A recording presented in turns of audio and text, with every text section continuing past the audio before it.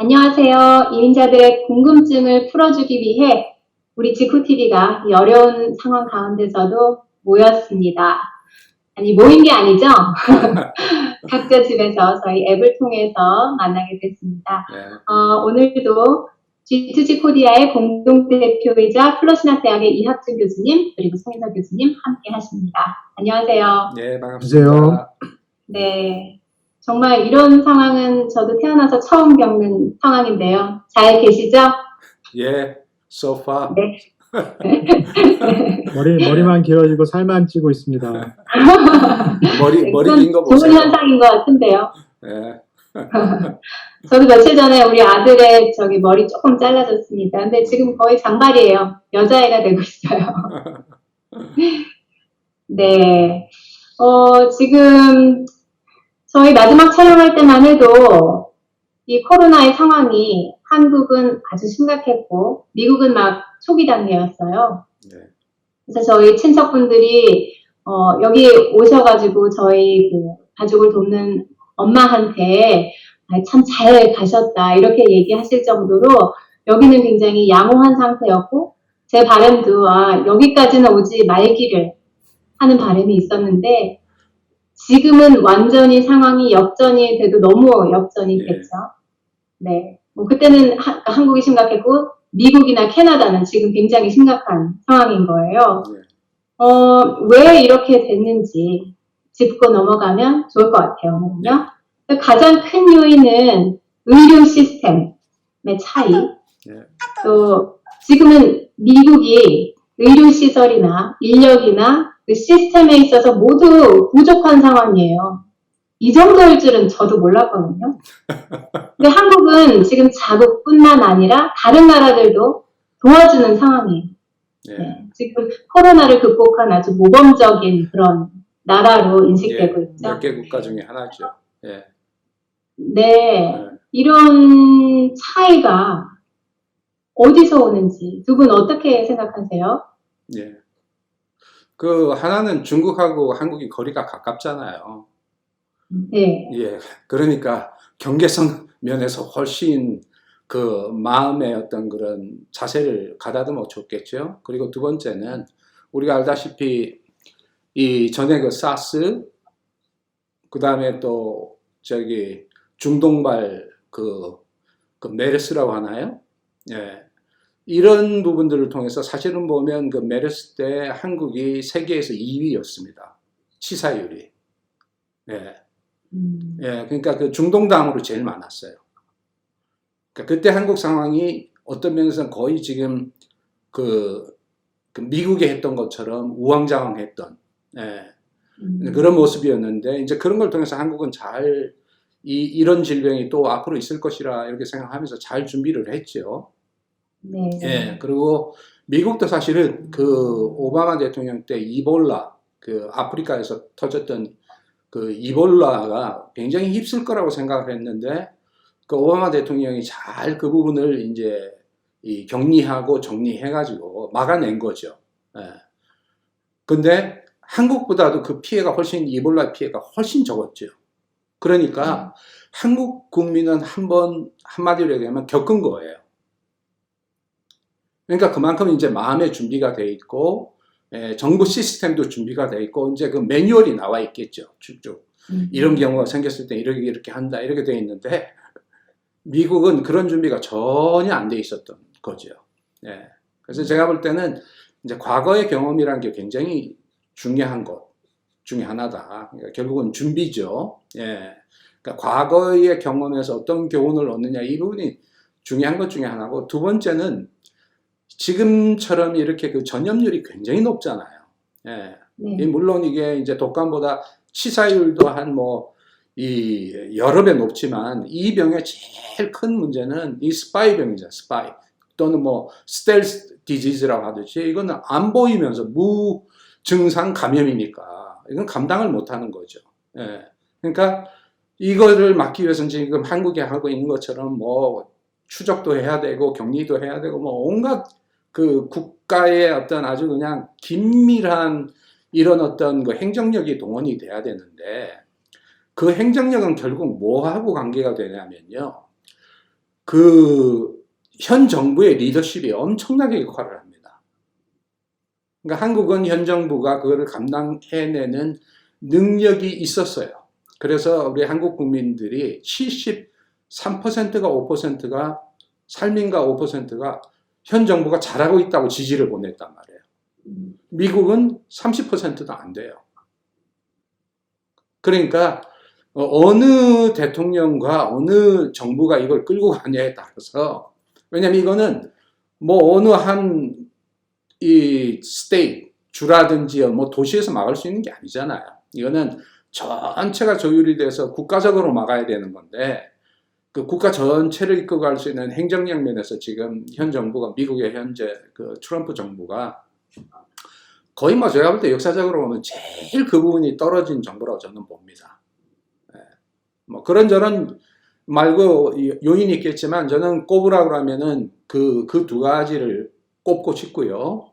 이제 네. 이따가 우리가 대화할 때 이제 국민들에 대한 뭐 이 부분이 나오게 될 때, 지금 현재 미국의 이 상황이라고 하는 것이 사실은 굉장히 미국이 굉장히 취약하다는 걸 적나라하게 보여준 겁니다. 그래서 그 부분은 우리 이민자들이나 앞으로 자녀들 키워가는 분들이 꼭 이 명심하고 숙지할 필요가 있다고 생각했어요. 그거는 이제 좀 이따 얘기 나올 때 좀 나누도록 하겠습니다. 우리 뭐 송 박사님 지금 또 얘기할 게 많으시니까 지금 참고 기다리고 계실 건데. 네, 송 박사님 말씀해 주세요. 네. 아무래도 뭐 이날의 아나운서님도 그렇고 한국에서 전화 많이 올 거예요. 그래서 막 부모님들이나 가족이 선진국에 살고 있는데 왜 더 이렇게 확진자가 많냐 이런 질문들을 많이 아마 받으셨으리라 생각이 들어요. 저도 그런 그렇죠. 질문을 네. 상당히 이제 많이 받았고 1월 20일인가요? 그때 이제 한국도 그렇고 미국도 그렇고 첫 확진자가 나왔는데 대응 방식이 완전히 달랐던 것 같아요. 미국에 계신 분들은 뭐 잘 아실 거예요. 그 정부로부터 프로토콜이 나왔는데요. 테스트를 받으라는 프로토콜이 나왔는데 구체적으로 어떻게 나왔냐면은 가슴 통증이 심하거나 아니면 호흡이 곤란할 경우, 그리고 중국에 갔다 온 사람과 접촉했거나 해외여행을 갔다 온 경우, 이렇게 두 가지 조건을 만족한 사람만 이렇게 테스트를 받도록 처음에 이제 프로토콜에 나왔던 거 아마 이제 기억하실 거예요. 네. 그 얘기는 이게 발생했을 때 미국 정부가 뭐 진단 키트라든지 뭐 테스트할 수 있는 어떤 능력이 일단은 갖춰지지 않았다라고 저희가 판단할 수밖에 없을 것 같아요. 그러니까 오히려 이제 지역 안에서 감염이 막 시작하기 시작했는데 테스트는 상당히 처음에 받기 어려운 그런 조건을 이 정부가 내걸었고, 맞아요. 그래서 테스트가 진행되는 동안에 지역사회에서는 이제 감염이 아까 이학준 교수님 말씀하신 것처럼 마치 스텔스 뭐 게릴라처럼 이 바이러스가 좀 확 퍼진 게 아닌가, 거기서 큰 차이가 나타나지 않았나 생각을 해보게 됩니다. 네, 그렇습니다. 그럼 요즘은 테스트를 받고자 하면 모두가 받을 수 있는 거는 맞나요? 저는 그것조차도 의심이 되거든요. 제가 지난주에 이제 교회 미팅이 있어서 잠깐 화상 통화를 했는데, 제가 다니는 이제 미국 교회에 제 친구 아내가 약간 증상이 있어서 이제 테스트를 받으려고 해서 이제 알아보니까 상당히 지금은 이제 빨리 받을 수 있고 한 3시간 정도 기다렸다가 받았다고 해요. 그리고 6시간 이후에 지금 이제 검사가 나왔다라는 얘기를 제가 최근에 제 미국 친구로부터 이제 들었거든요. 그러니까 네. 지금은 전보다는 훨씬 상황은 나아진 것 같아요. 빨리 검사 받을 수 있고 검사 받을 수 있는 조건도 완화가 됐고 결과도 빨리 나옵니다. 그러니까 이제 확진자 수는 더 지금 많이 이렇게 잡힌다라는 생각이 듭니다. 네. 아직도 근데 사망자 수가 늘어나는 그 추세를 보면은 걱정이 많이 됩니다. 하나의 이 프라이버시라고 하는 자유라고 하는 것이요, 개인의 자유라는 것이 미국이나 지금 현재 프랑스나 이런 나라들의 경우에는 프랑스 혁명과 미국 독립 그 혁명을 거치면서 이게 국가 건국 이념 중에 하나입니다. 하나의 이데올로기입니다. 혁명이 일어났던 거는 개인의 자유, 개인의 인권을 위해서 그 혁명을 일으켰던 것 중에 하나고, 그 다음에 미국의 그 총기 소유의 자유 있지 않습니까? 그것도 기본적으로 정부 자체를 뭐냐면 그 경원시하는 그런 분위기가 존재하는 거예요. 그러니까 정부가 언제든지 필요하면 우리의 권한을 뺏어가고 우리를 압제할 수 있는 그런 가능성이 있는 집단이다. 그게 있기 때문에 그 세컨 어멘드먼트가 뭐냐면 총을 들 자유가 뭐냐? 총 들어서 자기를 정부로부터 보호하는 거예요. 그러니까 그 면에 있어서는 그 유교가 바탕이 된 우리 그 동양 그 3국 뭐 그 일본 포함해서 아니면 대만 이런데 싱가포르 다 잘했었잖아요. 요즘에 싱가포르 문제가 있지만 예. 그런 분위기하고 그 미국의 분위기는 이데올로기적으로 굉장히 다르다고 봅니다. 그래서 지금도 그런 앱을 미국에 설치해서 만든다. 제가 볼 때는 굉장히 회의적이라고 생각을 합니다. 그래서 지금 애플하고 구글이 해가지고 이제 그 동선 추적하는 트레이싱하는 그 앱을 지금 개발해서 곧 5월 달에 나온다고 하는데요. 그것도 자기가 원하지 않으면 노출 안 하도록 하는 그런 앱을 만들고 있는 거예요. 예. 그래서 이 부분은 뭐 장단점이 있다고 봐요. 이런 어떤 코로나 바이러스처럼 이런 그 전염성이 엄청 높은 이런 것을 대처하는 데는 한국적인 그런 완전 투명, 그러니까 정부만 투명한 게 아니라 개인도 투명해야 되잖아요. 내가 어디 가서 어디 밥 먹고 뭐 어떻게 하고 뭐 예. 그 모든 나의 사생활이 노출되는 이 부분까지도 감수하겠다는 문화가 우리 한국의 그 위기에 강한 민족에게서는 이게 용납이 되어지죠, 우리는. 예. 근데 그 미국처럼 토마스 페이니가 좀 자유가 아니면 죽음을 달라. 이걸로 시작한 나라에서는 코로나라 한더라도 내 자유 안 내놓겠다 이렇게 되어가는 거죠. 그래서 제가 볼 땐 지금 그 미국 남부 쪽에서 데모하고 뭐 하는 것도 그 경제적 어려움 때문에 데모하는 것도 있지만 이런 어떻든 그 문화적 정서적 영향도 굉장히 크다고 봅니다. 그래서 제가 그 한국에 어디하고 인터뷰할 때도 잠깐 얘기했지만 지금 사실 미국의 그 서류 미비 뭐라고 그러니까 불체자라고 그러나요? 그 undocumented 그렇죠? 이 경우가 제가 볼 때 한 1,300만이 넘을 거예요. 이제는 숫자가. 근데 한번 보세요. 얼마나 밑이 자유롭습니까? 예. 이 세상에 아마 그런 데는 드물 거예요. 어느 국가도. 들어와서 뭐 체류 연장하고 또 그 안에서 뭐 물론 트럼프 대통령이 와서 그걸 좀 지금 막 쬐고 있고 굉장히 힘들게 하고 있지만 이 미국이라는 나라는 그만큼 그런 어떤 자유가 존재한다는 것에 반대급부는 뭐냐면 바로 이런 그 코로나 바이러스 같은 것들이 올 때 밑바닥까지 일일이 이잡듯이 잡을 수가 없는 거예요. 네, 이학준 교수님 말씀하신 것대로 걱정이 저희가 이제 가을 또는 겨울에 또 한 번 이 바이러스가 올지도 모른다라는 그런 뉴스를 이제 지금부터 접하고 있어서 개인적으로도 그렇고 좀 걱정이 되고 이제 우울한 것도 이제 사실이고요. 이학준 교수님이 말씀해 주신 대로 미국이라는 나라가 넓기도 넓지만은 이 인구 구성이 너무 다양하다 보니까 다양한 체질들, 뭐 정부에 대한 생각이라든가 자기 개인의 권리에 대한 어떤 생각도 이 스펙트럼이 너무 넓어서 한국처럼 이렇게 재빠르게 이제 좀 대응하기가 어려운 측면은 분명히 있다라는 생각이 들고요. 특별히 이제 좀 뭐 한국인들 그다음에 뭐 도시에서 많이 살고 있는 뭐 히스패닉이라든가 이런 어떤 다민족 그 사람들에게 조금 이제 어려운 부분은 의료 시스템 얘기를 할 수밖에 없는데요. 그 정부에서 계속 나오는 그런 프로토콜은 제일 처음 이제 call your doctor, 그러니까는 닥터한테 전화를 하라는 거거든요. 뭐 증상이 있을 때.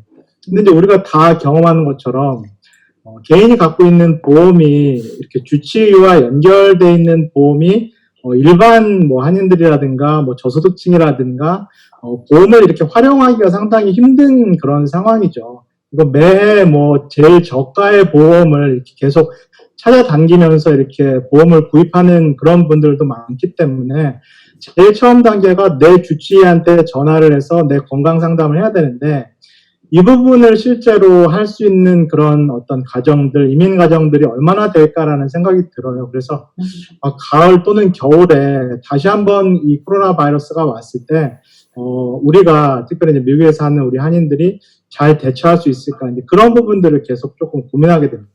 예. 네, 맞아요. 결국은 네. 결국은 치료제하고 백신이 필 거라고 봅니다. 미국의 경우에는. 치료제나, 그러니까 걸렸을 때 낫게 해주는 거. 그 다음에 두 번째는 백신이죠. 그러니까 그 두 가지에 지금 집중을 하고 있는데, 오늘 뉴스를 보니까 그 굉장히 긍정적인 것이, 이름이 생각이 안 나네. 그 뭐죠? 네, 치료제 하나가 좀 효과적으로 예, 이렇게, 그게 네, 30%의 그 치료의 확률을, 그 증상을 높였대요. 그래서 그게 이제 트럼프가 한 말이 아니고, 트럼프가 했으면 안 믿는데, 네. 그 앤토니 파우치 그 박사가 그 의료팀에서 한 거예요. 그래서 이게 그 옛날에 HIV 에이즈 생겼을 때 못 잡아서 막 고민할 때 처음 찾았던 그 약 중에 하나가 30% 효과를 만들었대요. 근데 그 위에 이제 빌드업하는 거죠. 이런 효과들을 계속 발전시켜서. 그래서 그런 면에서는 제가 볼 때 이제 치료제가 나오고 이렇게 하면 뭐 마스크 이걸로 막을 수는 없더라도 거리두기 이걸로는 다 못 막더라도 한국처럼 이제 치료제나 백신으로 막는다면 뭐 되는 거 아니겠어요? 예, 그러니까 바라는 거는 여름 오기 전에 뭐 한 7, 8월 오기 전에 이런 치료제들이 더 발전돼서 이걸 막을 수 있으면 일단 급한 불은 끄지 않을까 이렇게 생각합니다.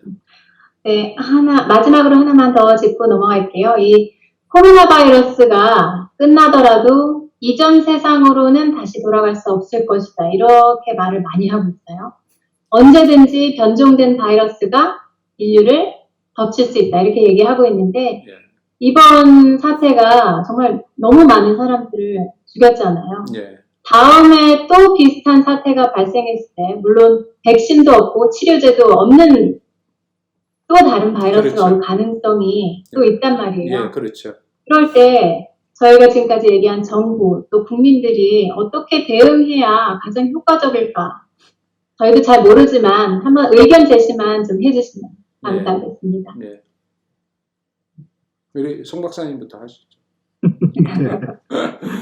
물론 이 네, 편에서는 말씀하신 대로 좀 이렇게 상상하기도 조금 이렇게 좀 두려운 부분이 있는 거죠. 뭐 저 같은 경우는 개인적으로 이렇게 수업이 다 온라인 수업으로 지금 바뀌었는데, 앞으로 계속 학교에 나가지 못하고 수업이나 교육을 이런 방식으로 해야 되면은 이게 새로운 어떤 그 노멀이 되면 어떨까 약간 그런 이제 두려운 마음도 사실 개인적으로 이제 있는 것이 사실인데요. 뭐 이럴 때일수록 뭐 저희가 다른 사람들, 뭐 다른 국가들 이렇게 좀 블레임하기보다는 조금 더 특별히 이제 교회 측면에서는 조금 어려운 이웃들, 뭐 재정적이거나 뭐 의료적이거나 이렇게 어려움을 겪는 이웃들을 조금 더 이제 되돌아보는 그런 어떤 시각들, 그런 마음들이 있었으면 좋겠다라는 개인적인 생각을 해봅니다. 예. 네. 예. 우리가 앞으로 아마 한국이 이제 코로나 바이러스가 많이 잡혀가잖아요. 네. 잡혀간 후에 한국의 문화가 어떻게 바뀌는가. 그러니까 특별히 사람과 사람 관계의 문화, 그 다음에 이제 이 온라인을 사용하는, 인터넷을 사용하는 문화가 얼마만큼 더 깊게 교육이라든지 지금 송 박사님 말씀하신 또 신앙생활에 이런 데 들어올 건가. 그 부분을 제가 지켜보면 우리 미국 쪽에도 상당한 우리는 좀 교훈을 받을 거라고 봐요. 그래서 저는 그런 판단은 좀 섣불게 내리고 싶지 않고요. 왜냐하면 인간은 모여서 살 수밖에 없어요. 그러니까 밥은 같이 먹어야 돼요. 예. 요번에 저도 이게 코로나 바이러스 하면서 제일 힘든 것 중에 하나가 뭐 나가서 이렇게 식당에서 그래도 가족끼리라든지 아니면 친구들 만나서 이렇게 그럴 수 있는 시간이 전혀 없잖아요. 예.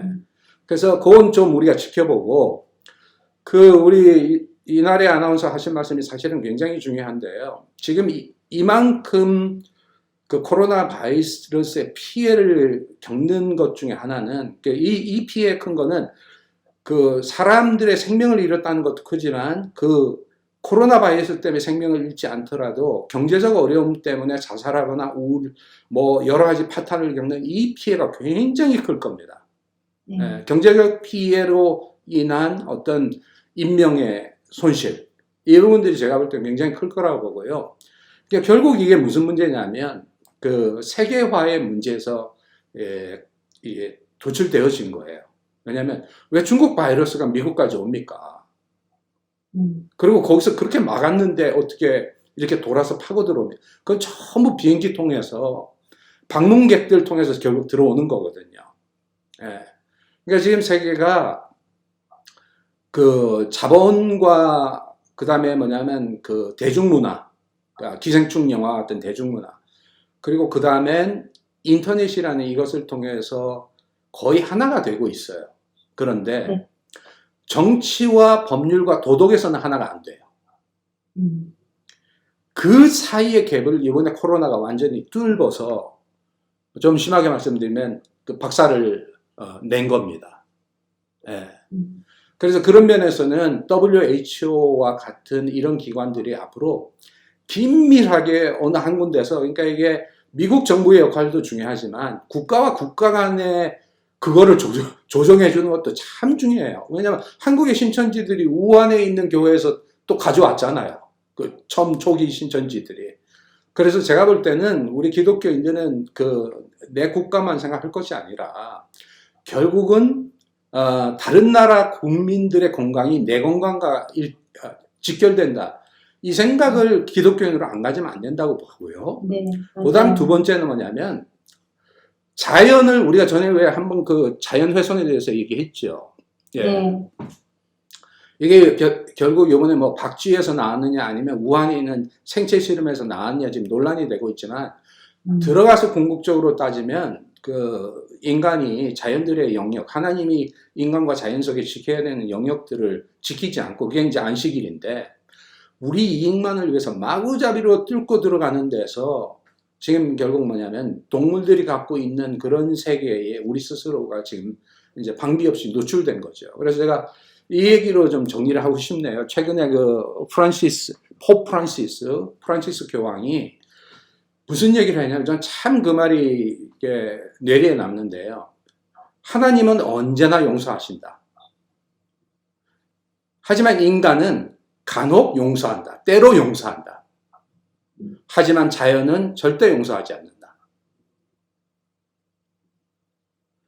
그러니까 우리가 그만큼 어떤 면에서는 그 뇌의 진화나 어떤 인성의 진화 단계를 얘기하겠죠. 하나님은 뭐 그런 분이시니까 최고의 인격 이러니까 용서하실 수 있지만 뭐 인간의 인격에 따라 용서할 수도 있지만 자연은 모든 것이 법칙에 따라 돌아가기 때문에 그래서 우리의 지배를 받기도 하지만 동시에 우리가 그 법칙을 존중하지 않고 그냥 덤볐을 때는 자연은 여지없이 우리 인간에게 그대로 그것이 자연이 갖고 있는 아까 말씀드린다면 체질이라고 봐요. 그래서 우리 국가의 체질도 있듯이 이 자연계가 갖고 있는 체질을 존중해 주면서 욕심 관리하고 우리만 인간만 살려고 하는 게 아니라 다른 자연물들도 살 수 있도록 그 위치를 지켜주지 않으면 제가 볼 때는 뭐 이런 것보다도 더 큰 피해들이 얼마든지 앞으로 생겨날 수 있다고 생각하고 그런 면에서는 우리가 깨달아야 될 신앙 안에서 굉장히 중요한 교훈 중에 하나라고 봅니다. 그 바로 뭐냐면 경계를 지키는 거죠. 우리로서의. 네. 알겠습니다. 정말 공감 가는 말씀이신 것 같아요. 결국 저희가 이렇게 코로나 바이러스로 고통을 받고 있는 것도 사실은 인간의 책임인 거죠. 그렇죠. 사람들이 만들어낸 거잖아요. 예, 예. 앞으로도 어떻게 자연을 대해야 하는지에 대해서 저희 아주 심각하게 논의돼야 되는 부분인 것 같고요. 네, 뭐 어려운 상황이지만 이게 모든 게 세계화되는 가운데서 바이러스마저도 세계화 된 거잖아요. 예. 미국 그 TV나 뭐 인터넷에 보면은 우리 모두 함께 하고 있습니다. 이런 공익 캠페인을 초기부터 많이 보여주더라고요. 예.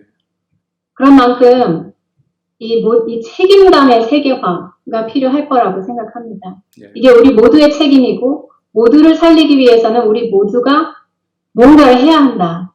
이렇게 이 상황을 통해서 모두가 인식하는 그런 너무 아프지만 그런 좋은 계기가 됐으면 좋겠습니다.